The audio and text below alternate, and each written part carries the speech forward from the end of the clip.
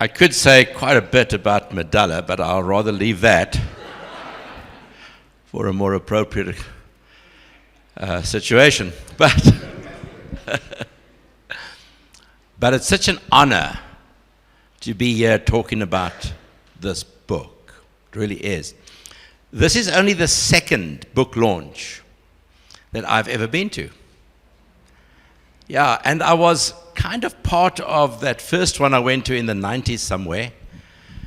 It was in East London, and we were asked, Barbara and I were asked to go there because we had recently come from Zimbabwe, and the author of the book was from Zimbabwe, and it was a bit of a different setup, and we sat at the table. There was a table, and they had sort of tea or whatever, and I had an opportunity to talk a lot to the author of the book and converse with him, get to know him a bit. And the author, his name was Ian Smith, the former leader of Zimbabwe. And but I must say, being here, I find a much greater honor than that. We have walked a long road with Thulani, who was a student here, and then later on, Nompilo joined him as his wife. But when Thulani was a single student, way back then, there was an amazing sincerity in his heart that drove him. There was a passion for God that was recognizable. And he was, as Madala has already mentioned, part of that group that met back here in this room that was very different then, and called Princes of Cornerstone. And there was tremendous commitment that was established back then. And quite a few of those guys, of that group, are still with us today, in some way or another. Not everybody, but quite a few. And it's wonderful. It's a wonderful thing. Now, it was not a wonderful thing that what happened. But out of this tragedy, out of this horrible thing that happened, God has empowered Thulani and Nompilo to bring something beautiful out of that. It's a wonderful thing that out of grief, hope, that flower of hope can grow. That something beautiful can actually come out of something horrible. It's quite a thing. And the strength of character that is actually needed to go through the project like this. We heard from Silver, Dr. Silver, as somebody said. I'm not a doctor.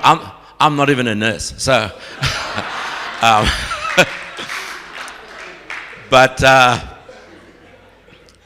but you said it, and others have said it, that it's so difficult, isn't it? Because this thing like hits you in the solar plexus, as I say. It wins you emotionally. It disorients you horribly. But while it does that, and while it catches you off balance, there is something beautiful that this book deposits in you. I went through the manuscripts before it came to print, and it was a difficult thing to go through because of the emotion of it. And I want to read. They asked me and gave me a great honor to write the foreword of this book. And I want to just quote from the last little paragraph of the foreword I wrote, because it captures my heart in it. I said here that as you read Thulani and Nompilo's story, read it with your heart fully engaged.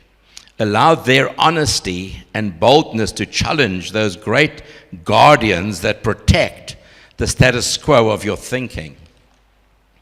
And do not resist the infiltration of his words behind the lines of defense set up to protect preconceived religious norms.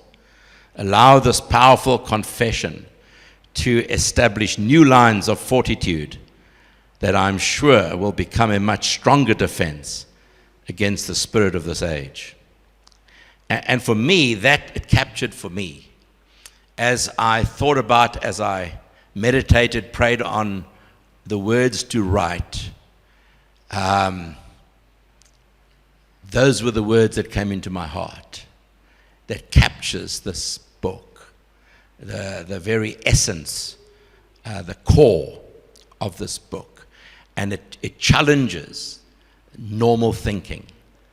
And as you read this book, and I trust you will read it with all your might, and with, as I say, with your heart fully engaged, and you will find it will challenge those norms that have been set up there over the years.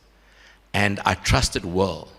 But if you allow that process to happen, make no mistake, something very beautiful will take root and grow in your heart.